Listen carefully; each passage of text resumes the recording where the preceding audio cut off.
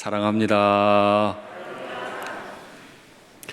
지난주에 앞선 말씀 가지고 우리가 가나안을 정복하려고 할 때 정말 강력한 5 왕들이 연합 군대를 이루어서 얼마든 우리를 대적할 수 있다 하는 말씀을 받았습니다. 그 강력한 왕들 5의 연합체로 우리가 능히 이길 수 있는 것은 여호와께서 우리를 위하여 싸우시기 때문인 줄 믿습니다.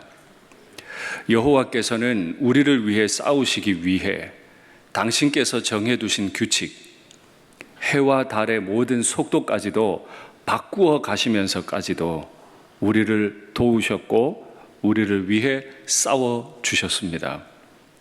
지금도 그 하나님은 우리를 위해 싸우시는 줄 믿습니다.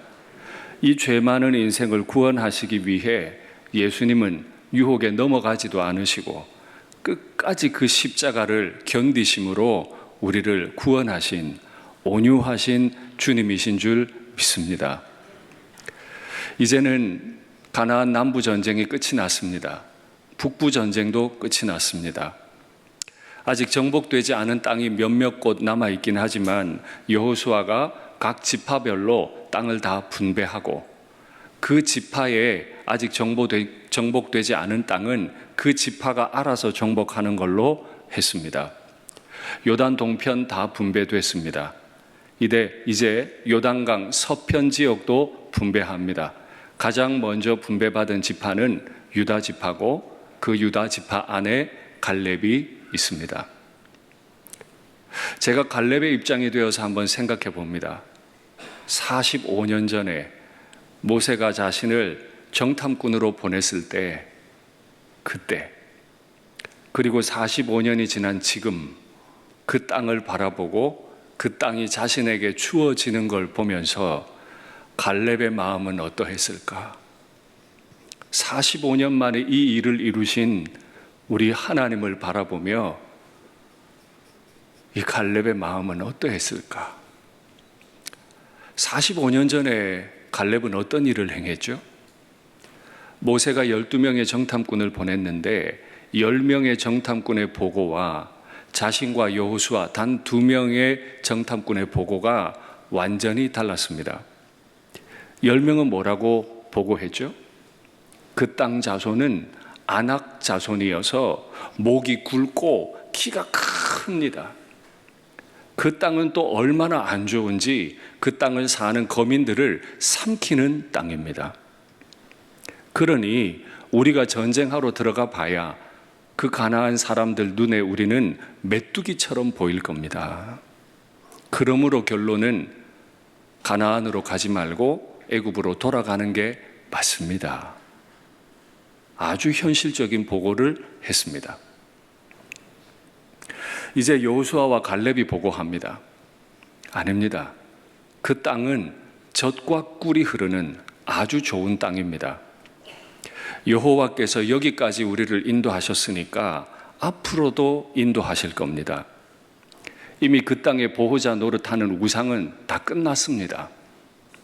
그러니 이제 우리가 올라가서 그 땅을 취해야 합니다.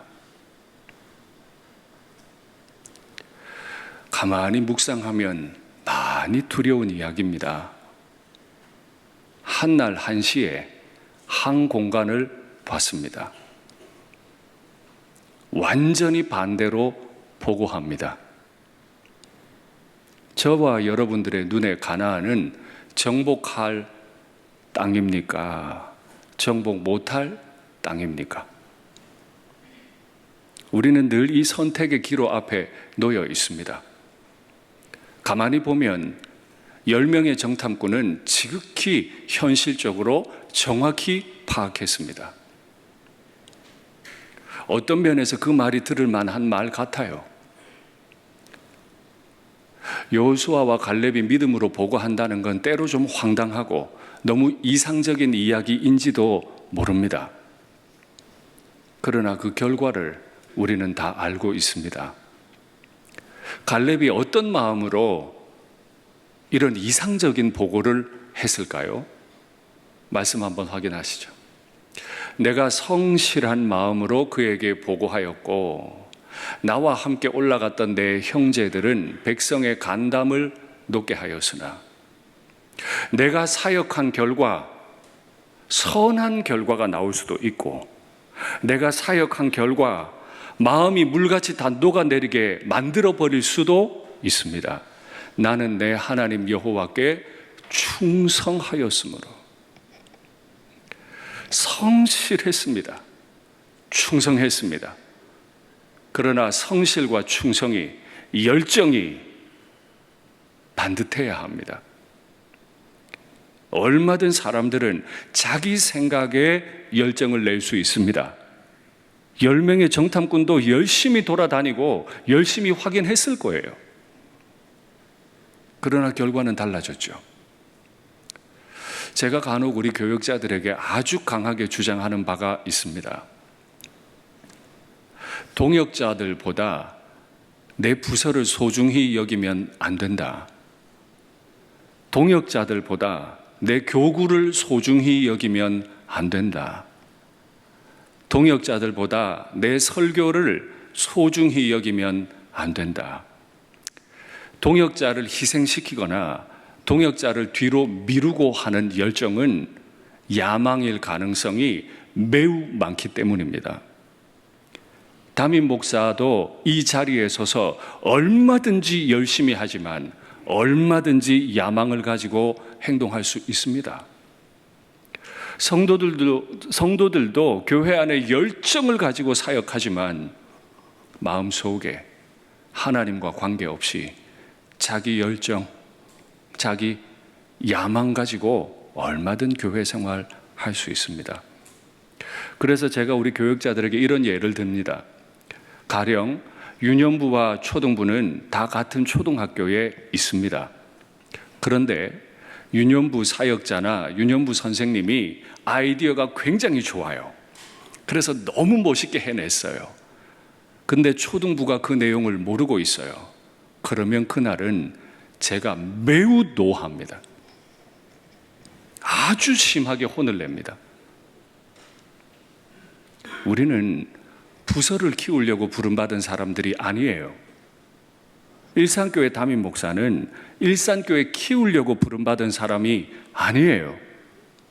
우리는 하나님의 사람을 기르고 하나님의 나라를 드러내기 위해 부름받았어요.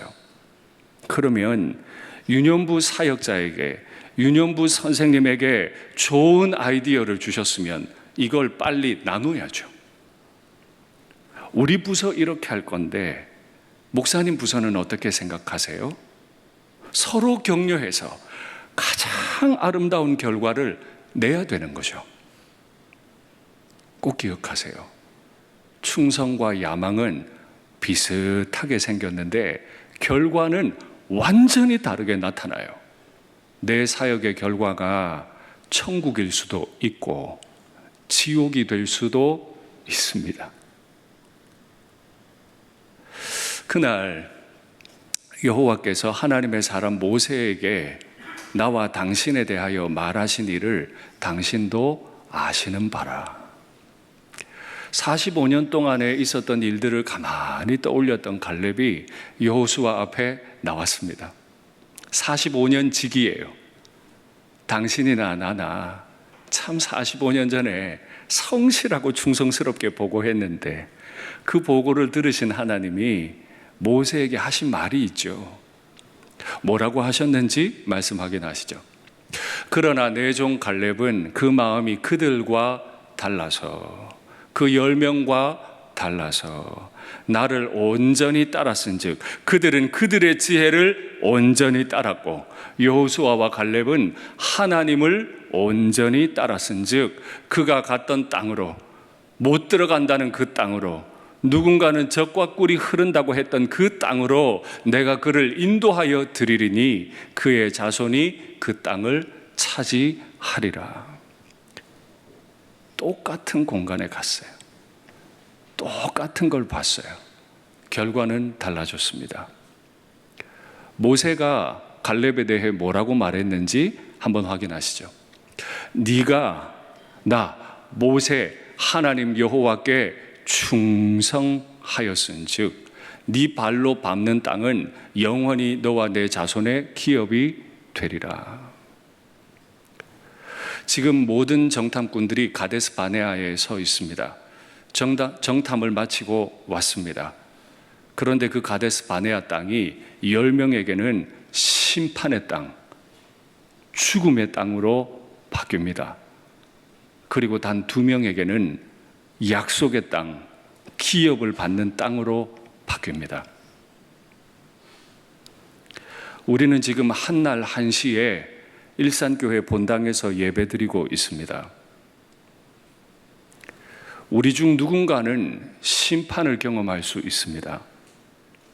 우리 중 누군가는 약속과 기업을 받을 수도 있습니다. 과연 나는 심판을 받겠습니까? 약속과 기업을 받겠습니까? 열정이 있느냐의 문제가 아닙니다. 어떤 성과를 냈느냐의 문제가 아닙니다. 하나님께 충성했느냐, 하나님께 성실했느냐의 문제예요. 2022년 우리 일산교회 주제는 온유입니다. 온유한 자가 땅을 차지한다는 말은 성경 여러 곳에 나옵니다. 어떻게 온유한 자가 땅을 차지할까요? 온유한 자는 자신을 잘 꺾고 하나님의 말씀에 인도를 잘 받습니다. 하나님의 인도를 잘 받으니까 하나님이 그 땅을 기업으로 선물로 주시는 겁니다. 그러니 온유한 사람이 땅을 기업으로 받습니다. 다시 묻겠습니다. 저와 여러분은 땅을 기업으로 받을 수 있겠습니까? 내 열정으로 그 땅 받는 거 아니에요. 내가 온유함으로 그 땅을 받습니다. 착하고 고요할 때 하나님이 그 땅을 주시는 줄 믿습니다. 예수님께서도 충성에 관해 말씀하신 적이 있습니다. 마태복음 말씀 확인하시죠. 그 주인이 이르되 잘했다. 착하고 충성된 종아. 네가 적은 일에 충성하였음에 내가 많은 것을 내게 맡기리니 내 주인의 즐거움에 참여할지어다 하고. 예수님께서 비유를 베푸시는데 어떤 사람에게 5달란트, 어떤 사람에게 2달란트, 그리고 1달란트. 지금 저 축복의 말씀은 5달란트와 2달란트를 받은 사람에게 공히 주신 말씀입니다. 5달란트요, 무지무지하게 큰 돈입니다. 2달란트도 진짜 큰 돈입니다. 일일이 나열하는 게 좀 그렇긴 하지만 제가 한번 확인을 해봤어요. 1달란트는 20.4kg입니다. 주인이 하인에게 줄 수 있는 돈이 아니에요. 금덩어리가 20.4kg. 돈으로 환산해 볼까요? 한 돈은 3.75g입니다. 그러면 1달란트는 5,330석돈입니다. 오늘 아침에 금거래소 홈페이지에 들어가서 금 시세를 확인을 했어요. 한 돈을 30만 원으로 잡으면 1달란트는 16억입니다. 5달란트면 80억이에요. 이건 종에게 줄 수 있는 돈이 아니에요. 너무너무 큰 돈이에요. 근데 주님이 뭐라 그러세요? 네가 적은 일에 충성했으니 내가 많은 걸 너에게 맡기마. 우리가 적은 일, 한 구절의 말씀을 듣고 그 한 구절의 말씀에 온유하게 반응하고 내가 내 자신의 열정과 지혜를 꺾는 일에, 그 적은 일에 충성하면 5달란트라고 하는 이 엄청난 것도 진짜 적게 보일 만큼 더 많은 걸 너에게 맡기마. 이것이 충성을 계산하는 우리 주님의 계산법입니다. 잠언에는 이 충성이 방향이 굉장히 중요하다는 걸 강조하는 말씀이 있습니다. 한번 확인하시겠어요? 충성된 사자는 그를 보낸 이에게 마치 추수하는 날의 얼음 냉수 같아서 능히 그 주인의 마음을 시원하게 하느니라. 충성된 사자는 그냥 열심히 하는 게 아니에요. 그를 보낸 이에게, 방향이 중요해요. 교회 열심히 다니죠. 주일에 한 번도 빠진 적이 없어요. 새벽 기도도 안 빠져요. 11조도 온전하게 합니다. 열심히 있죠. 그러나 내가 가정과 교회에서 보이는 모습이 나를 구원하시고 나를 보내신 나의 하나님의 방향과 통일합니까? 충성은 방향이 그래서 중요합니다. 외람되지만 제게 있었던 일을 잠깐 소개하겠습니다. 제가 우리 교회 부임하기 전에 대전에서 8년 사역을 했습니다. 그때 제가 다른 사람으로부터 들은 말은 아니지만은 제가 제 자신을 누군가에게 소개해야 할 때, 특별히 청년 사역자 4년, 행정목사 1년을 하면서 제가 저의 양무리들이나 동역자들에게 저를 소개할 때 저를 리틀 오라고 소개했습니다. 그 대전 교회를 담임하시던 목사님의 성씨가 오씨였어요. 저는 파평윤가거든요. 파평윤가가 왜 저를 리틀 오로 소개했겠습니까? 물론입니다. 저는 대전의 담임 목사님만큼 비교가 안 되는 인생입니다. 지혜도 없습니다. 경험도 없어요. 깊이도 없어요.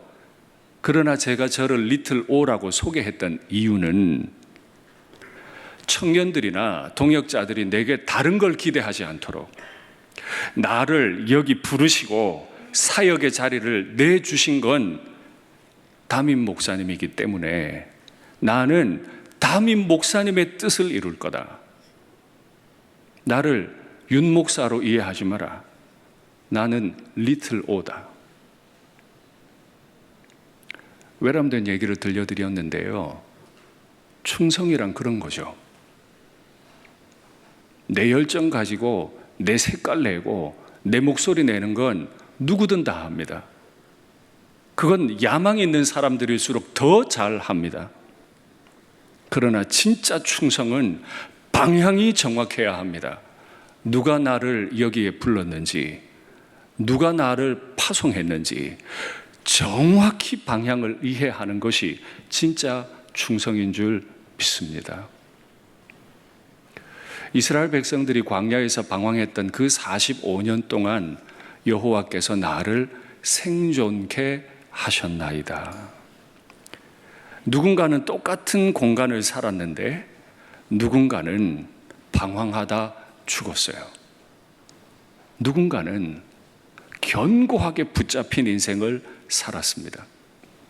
저와 여러분은 방황 없이 견고하게 주님의 손에 붙잡혀 생존하는 우리가 되기를 바랍니다. 모세가 나와 당신을 파송했던 그날처럼 오늘도 내가 여전히 강건하니 여호수아는 다 알고 있어요. 45년 전 추억을 공유하고 있는 지도자예요.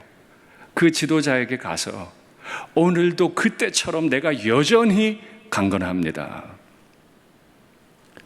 이 강건하다는 말이 육체가 강건하다는 뜻일까요? 그럴 수도 있겠죠.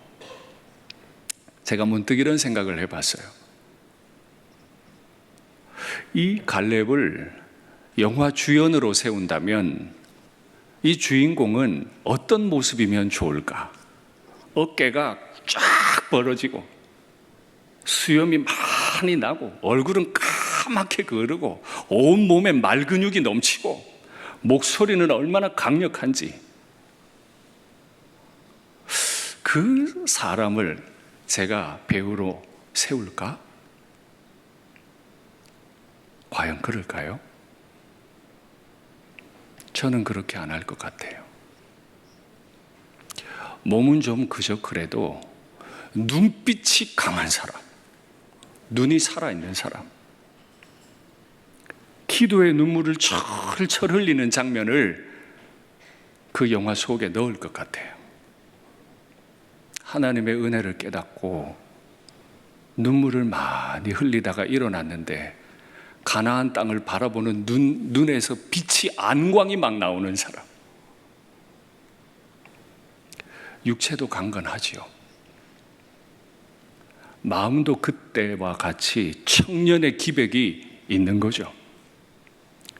그때도 믿음으로 가나안을 바라봤다면 45년이 지난 지금도 눈에 믿음의 안광이 나와서 믿음의 기백, 믿음의 건강을 가지고 있는 사람, 그가 갈렙이 아닙니까? 제가 테니스를 잘 치려고 욕심을 많이 냈어요. 정말 많이 연습했거든요. 테니스 치다 보니까 너무 많이 치니까 손이 부어올라요. 치고 싶은데 더 이상 이게 굽혀지질 않아요. 너무 많이 쳐서. 근데 치고 싶으니까 병원에 가서, 한의원에 가서 침을 맞는데, 그거 아세요? 손바닥은 신경이 너무 많아서 손바닥엔 침을 놓기가 매우 어렵다네요. 손이 부었는데 손등에다 주사를 놔요. 그럼 그 다음날 쉬어야 되잖아요. 또 들고 가요. 잘 치고 싶어서. 진짜 온몸이 아프도록 훈련해야 몸이 건강하고 자라죠. 이제 여러분께 묻겠습니다. 영적 건강을 위해 이렇게 아프십니까? 육체의 건강을 위해서는 땀을 비지처럼 흘리며 운동하는데, 영적인 건강을 위해서도 이렇게 아프도록 하나님의 말씀을 받고, 이렇게 아프도록 기도하고 자신을 꺾고 있습니까? 그거 없이는 그 땅을 기업으로 못 받잖아요. 그날에 여호와께서 말씀하신 이 산지를 지금 내게 주소서. 지난 45년 동안 나를 생존케 하셨고 지금 내 영육을 강건케 하셨으니 45년 전에 내게 약속한 바로 이 산지를 내게 주십시오. 갈렙은 지금 노욕이 생겨서 땅 고르는 중입니까? 탐욕이 생겼습니까? 갈렙이 요구하고 있는 이 헤브론의 영적인, 지형적인 환경들을 살피면 갈렙의 마음을 이해하실 수 있을 겁니다. 이 헤브론은 이스라엘 민족의 신앙에 있어서 아주 중요한 땅이긴 합니다. 아브라함의 부인 사라가 죽었을 때 아브라함이 자신의 부인을 매장하기 위해 막벨라라고 하는 굴을 삽니다. 그 굴이 헤브론에 있어요. 그게 이제 가족 매장지가 되어서 아브라함과 사라의 몸도 거기에 있고 이삭과 리브가도 매장됐고 야곱과 레아도 그 무덤에 묻혀 있어요. 그러니까 헤브론은 이스라엘 땅 전체에서 어쩌면 가장 중요한 땅인지도 몰라요. 너무너무 중요한 땅이니까 내가 가질래요. 지금 이런 뜻인가요? 그럴 수도 있겠죠, 그죠? 그런데 그 땅의 지형적 의미를 살펴볼까요? 지금 이스라엘 백성들이 여호수아에게 나온 땅은 길갈 진영입니다. 제가 예전부터 말씀드렸지만 길갈 진영은 해발 마이너스 400m에 위치하고 있습니다. 헤브론은 바로 위 산지 해발 1000m에 위치합니다. 예루살렘보다도 200m가 더 높습니다. 1400m를 극복하고 기어 올라가야 정복할 수 있는 땅이 헤브론입니다. 오늘 보고에 따르면 그 헤브론은 성읍이 견고합니다. 사람들은 더욱 강력합니다. 오늘 본문 마지막 절에 보면 헤브론의 옛 이름은 기럇 아르바라.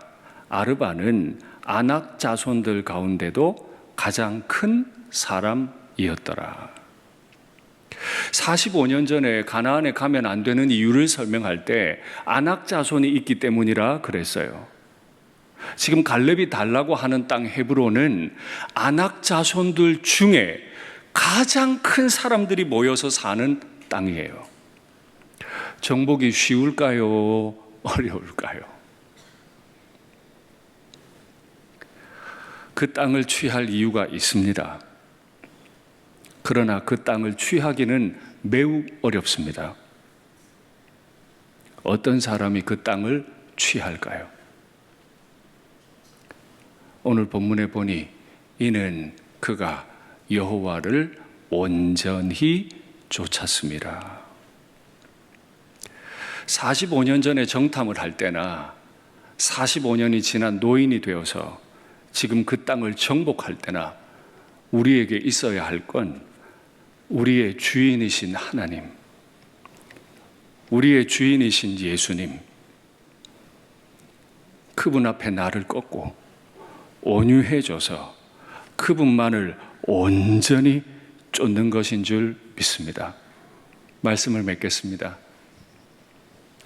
헤브론을 취해야 합니다. 그러나 헤브론을 정복하려 하기 전에 내 마음이 하나님의 말씀에 정복당했는지 먼저 확인하십시오. 여호와의 말씀의 은장도가 나를 먼저 찔러야지 내가 헤브론을 향해 칼을 먼저 들면 안 됩니다. 헤브론 땅을 거룩하게 하겠다고 말하시기 전에 예수님의 보혈로 내 영혼의 누룩을 깨끗이 씻으십시오. 그 연후에 하나님은 기꺼이 헤브론을 우리에게 내어주실 줄 믿습니다.